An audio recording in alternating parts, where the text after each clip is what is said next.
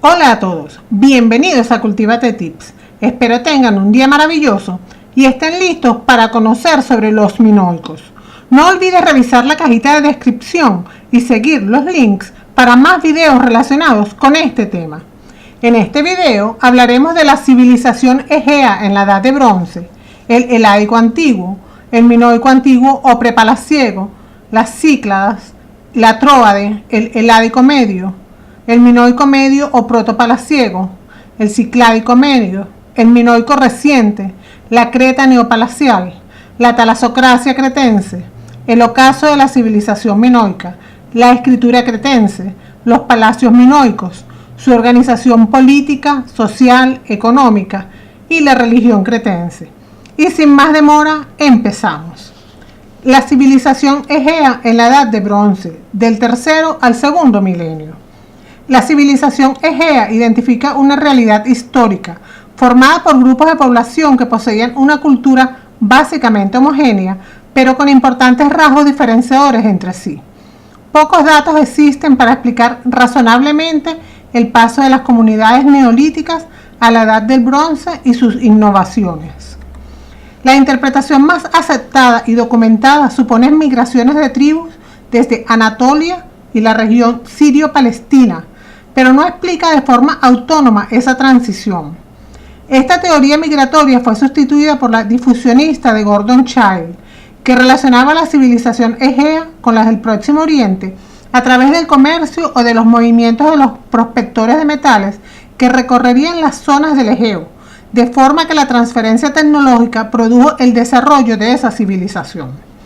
De manera radical, Renfrew se enfrenta a la teoría migratoria y difusionista para poner el acento exclusivamente en un largo proceso evolutivo que permitiría a estas comunidades, en su relación con el medio, alcanzar cotas más altas de desarrollo. A pesar de la racionalidad con que está presentado este proceso de evolución continua, denominado teoría de sistemas, aunque tiene una cierta rigidez para integrar en el proceso fenómenos relacionados con la migración, documentados fehacientemente y con hechos de difusión. Debido a la escasez de documentación literaria o epigráfica que permita la elaboración de una cronología histórica aceptable, es la arqueología la que ayuda a fechar. En este sentido, la cerámica ha permitido establecer una cronología relativa en función de su evolución estilística.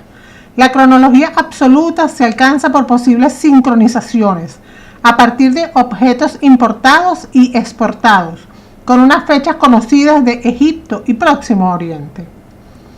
El Heládico antiguo. En la Grecia continental aparecen poblados más grandes, sin fortificaciones, como consecuencia de una ausencia aparente de significativos conflictos. En la agricultura se inician los cultivos de la vid y el olivo. La producción artesanal de carácter doméstico adquiere un desarrollo significativo. En la Grecia central se identifica la cultura de Eutresis y de ubicación más dispersa, la de Coracu. Los hallazgos de objetos metálicos son escasos y hay una tendencia a la reutilización de materias primas. Creta, minoico antiguo o prepalaciego. Esta isla del Mediterráneo oriental, de 5.120 kilómetros cuadrados, carecía de recursos minerales, pero en la antigüedad era famosa por sus praderas y mesetas pastoriles, sus vides y olivos, robles y cipreses. Frente al aislamiento que vivió en época neolítica, se constata que durante el minoico antiguo fue centro de acogida de pequeños grupos humanos procedentes de Anatolia, la región sirio-palestina e incluso de la zona protolibia de África. Estos grupos se fusionarían con la población neolítica y posibilitarían un crecimiento evolutivo, sin ruptura total con la cultura neolítica, como consideró Evans. Se produce una aceleración cultural sorprendente, como evidencian los objetos funerarios. La historia de Creta, estudiada a partir de sus restos materiales, no indica una imitación mecánica ni es el fruto de una inmigración amplia, sino que es la historia de una sociedad que absorbió nuevos elementos dentro de un desarrollo interno propio y coherente, como explicó Finley. Los núcleos de población se transformaron en pequeñas ciudades que presentaban una diversificación económica. En las llanuras se desarrolló la agricultura, junto con una mayor producción de cerámica y tejidos. Los asentamientos costeros se dedicaban de forma prioritaria a la pesca y al comercio exterior, pero también poseían una artesanía local. Cultivaban cebada, trigo, vid y olivo y criaban ovejas, cabras, cerdos y ganado vacuno. Posiblemente las técnicas de la metalurgia la aprendieron de las Cícladas, pero los puñales de cobre eran cretenses. La estructura de enterramientos colectivos eran los toloi, construcciones de tipo circular cubiertos con una falsa bóveda y carentes de monumentalidad. La estructura social había adquirido ya un componente urbano y una especialización en el trabajo, pero no se diferenciaban en familias individuales. Es evidente la importancia de la diosa madre entre los cretenses. Las Cícladas, Ciclaico antiguo. A comienzos de la Edad del Bronce, estas islas del Egeo recibieron inmigrantes, portadores de nuevas técnicas, pero su desarrollo cultural se orientó hacia la exportación de materias primas, obsidiana, esmeril y metales como el bronce y la plata. Los productos más representativos eran los idolillos de mármol de formas geométricas, hallados en gran número de tumbas que responden a una religiosidad aún desconocida. Sin embargo, los asentamientos eran reducidos y diseminados, sin santuarios ni enterramientos colectivos. La Tróade. En los niveles arqueológicos de la Troya 1 al 5, bronce antiguo, destaca el emplazamiento privilegiado de la ciudad de Troya, que le permitía controlar la ruta marítima del Helesponto. Fue descubierto en las excavaciones de Schliemann y campañas posteriores han determinado la existencia de 9 capas urbanas. La ciudad estuvo siempre fortificada y poseía un gran palacio con la sala principal de tipo megarón, indicador de un poder centralizado en manos de un monarca. El Heládico Medio. Es un periodo de transición y escasa documentación.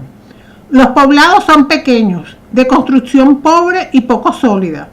Tienen un carácter agrícola y están amurallados de forma tosca, con una acumulación de piedras pequeñas. En el interior de la muralla, las casas están construidas en torno a una principal, posiblemente la del jefe, y dejan libre un espacio amplio para el ganado. Las formas de enterramiento son variadas y sencillas. Las tumbas cistas rectangulares o las tinajas de barro. Se constatan necrópolis a una cierta distancia en los poblados más grandes, como Micenas y Tebas, pero lo normal es el enterramiento junto a las viviendas. Creta, Minoico Medio o Protopalaciego. Los palacios se erigen como modelo organizativo centralizado, configurando unidades económicas y sociales. Se ubicaban en cada una de las 4 zonas naturales que dividían la isla. No presentan fortificaciones.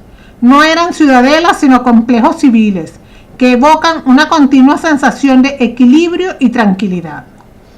El complejo palaciego contiene una serie de dependencias distribuidas en varias plantas y dedicadas a la vivienda, al ocio y a la actividad económica.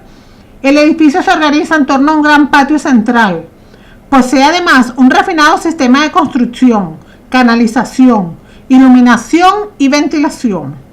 La decoración es muy cuidada, suelos enlosados y frescos en las paredes. Cerca de los palacios se ubican los poblados, con viviendas comunes que se distribuyen sin un orden fijo por las callejuelas. Las prácticas funerarias continúan los modelos de enterramientos colectivos del tipo cercado rectangular y los toloi. El comercio era una actividad económica fundamental de los palacios. Numerosos objetos demuestran la existencia de intercambios comerciales con Chipre, Egipto, Mesopotamia, Anatolia, etc. Es evidente que en los talleres se fabricaban productos artesanales dedicados a la exportación, elaborados con una gran habilidad técnica. Aparece la escritura lineal A, en la que los signos representan sílabas abiertas, vocales y consonantes más vocales, y de un número indefinido de ideogramas y símbolos métricos. El sistema numérico era el decimal. La estructura política del modelo palaciego de esta época es la monarquía, cuyo reflejo aparece en las leyendas de Minos y presenta un cierto carácter teocrático en el hecho de considerar al rey, ungido por la divinidad, como transmisor de las fuerzas benefactoras divinas a toda la sociedad. Las ideas sobre una base religiosa del poder monárquico se relacionan con las formas de expresión religiosa y ritual del culto. En los palacios existían áreas destinadas al culto de la divinidad, representada por el rey. Sin embargo, nada se conoce de los dioses a pesar de que fueron numerosos. El culto se celebraba en pequeños santuarios domésticos, en lugares sagrados fuera de la casa y en las cuevas diseminadas por la isla. Las ceremonias religiosas se centraban en una epifanía, que se producía en un árbol o una columna como respuesta a una oración, un sacrificio o una danza ritual. Estas escenas han quedado grabadas en anillos, sellos en piedras, objetos de cerámica, la doble hacha y los cuernos de la consagración, objetos puramente de carácter religioso y de difícil interpretación, y en estatuillas de animales y figuras humanas dedicadas a los dioses en general. Las Cícladas, el Cicládico medio. En este periodo se constata una pérdida de importancia de la cultura de estas islas.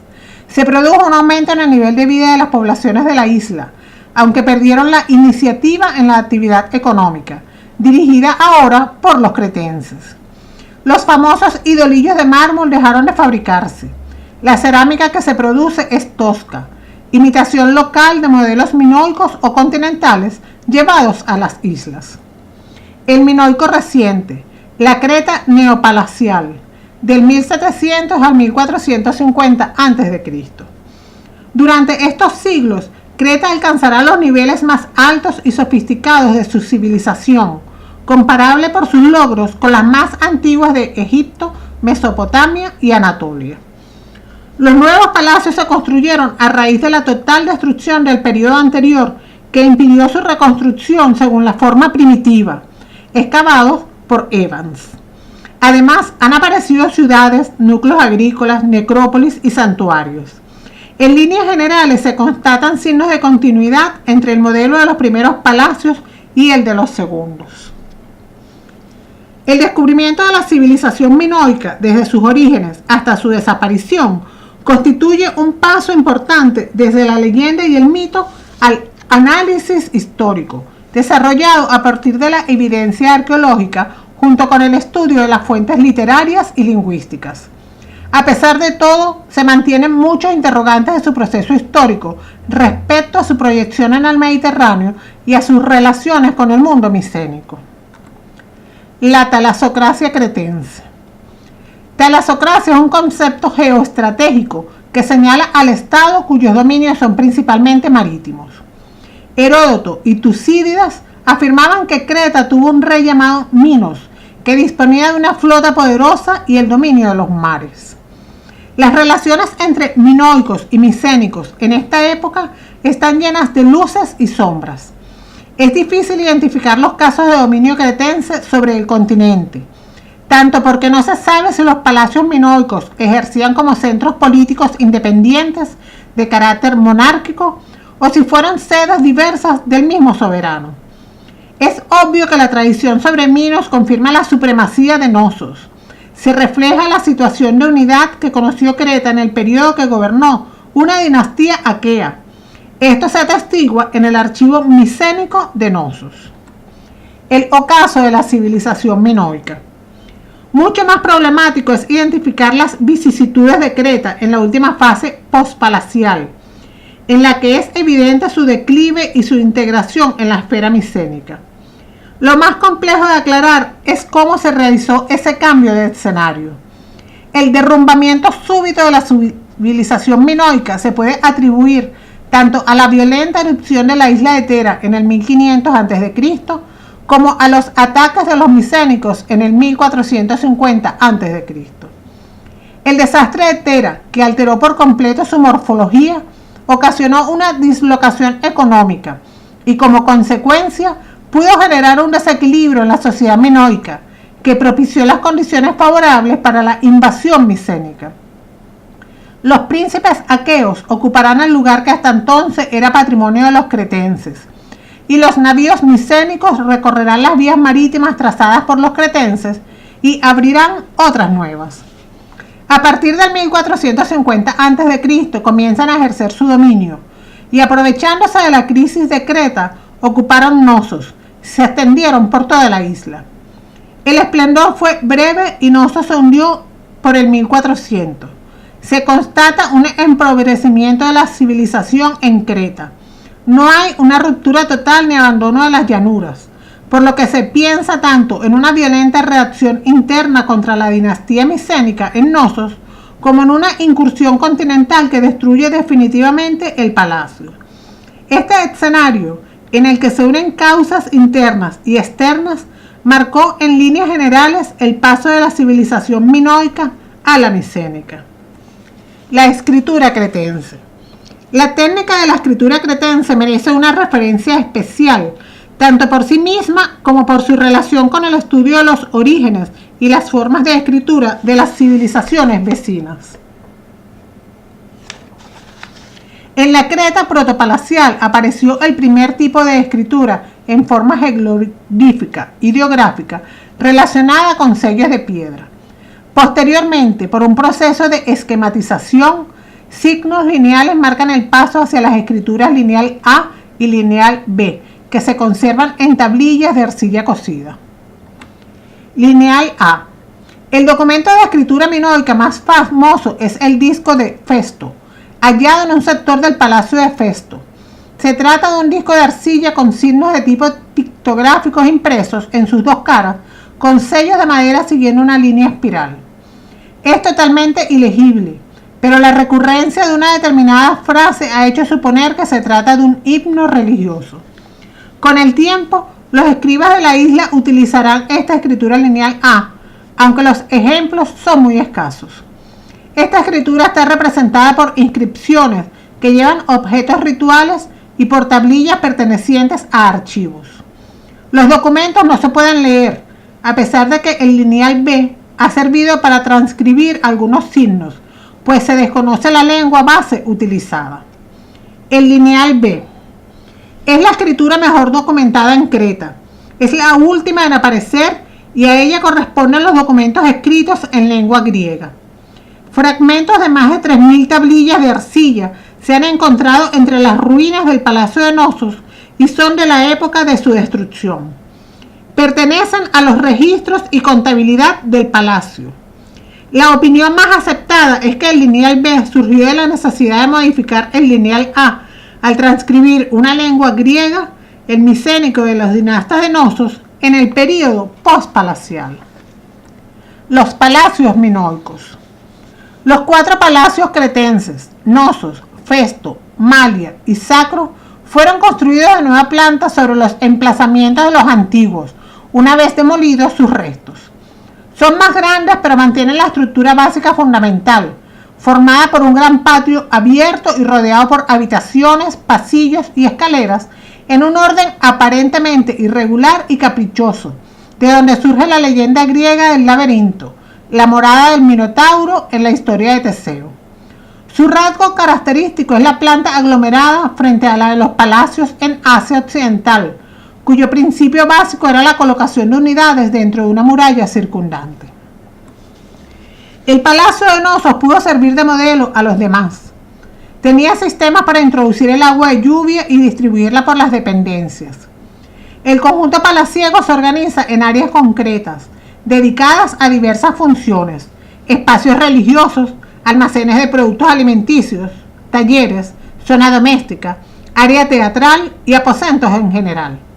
Destacan las dependencias privadas del rey y la reina, con retretes y baños, bien iluminadas al estar abiertas por medio de una terraza al gran patio central, lugar de celebraciones y representaciones.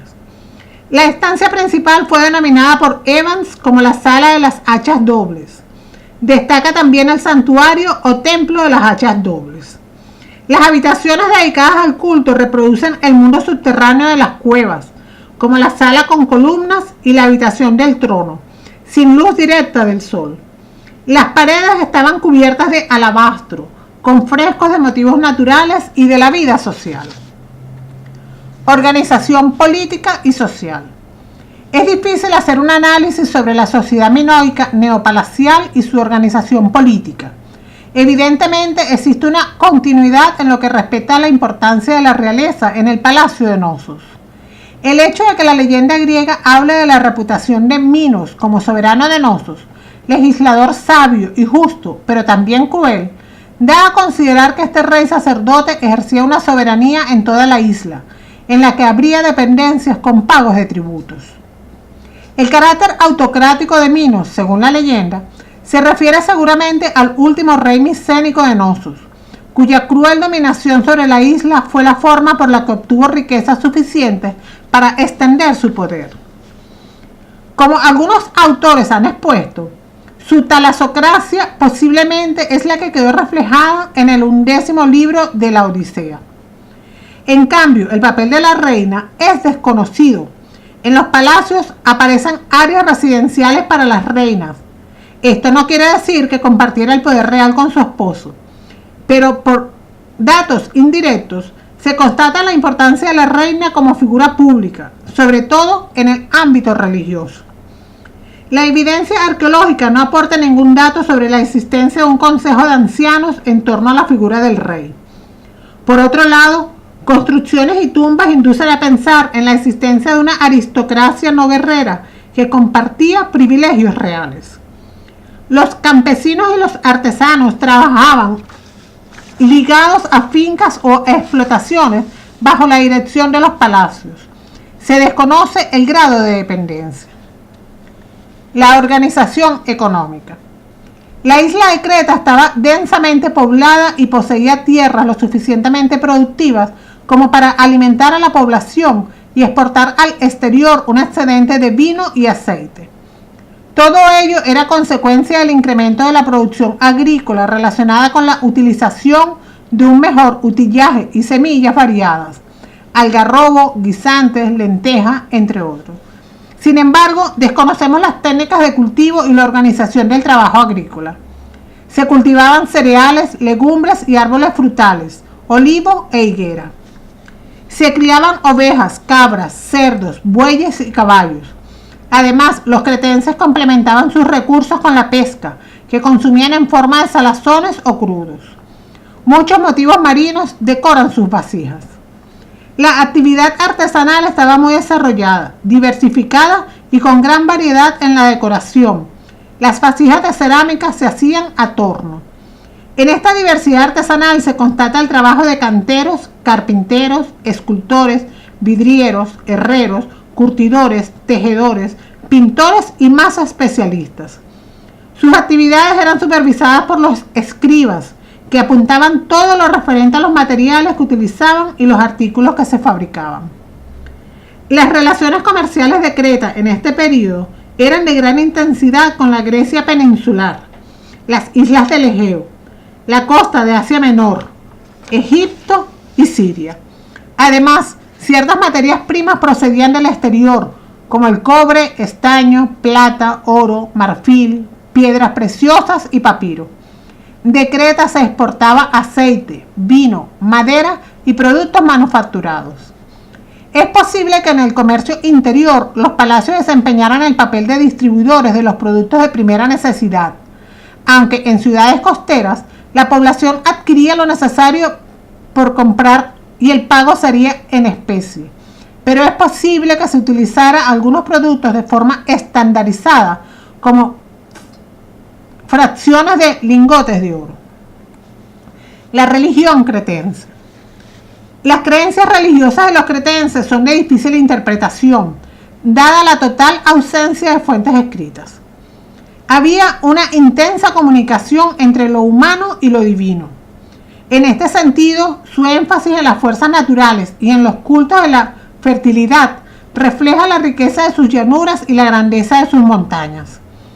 Estos lugares sagrados no eran concebidos como la morada de los dioses, sino como sitios en los que se manifestaba la epifanía de la divinidad, propiciada por medio de danzas ritualísticas.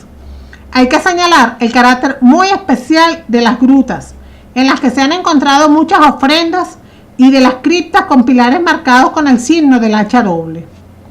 Aunque la distribución funcional de lo femenino y lo masculino en las divinidades minoicas no sea bien conocida, es evidente que el elemento femenino era prioritario y relevante. Destaca la importancia de la religión cretense para el estudio de la comprensión de la religión griega en su conjunto. Hemos llegado al final de la explicación. Espero les haya gustado. No olvides suscribirte a Cultívate Tips si aún no lo haces. Darle al botón de me gusta si te ayudé a conocer mejor este tema. Y puedes dejar tus dudas y comentarios sobre el video en la sección de comentarios.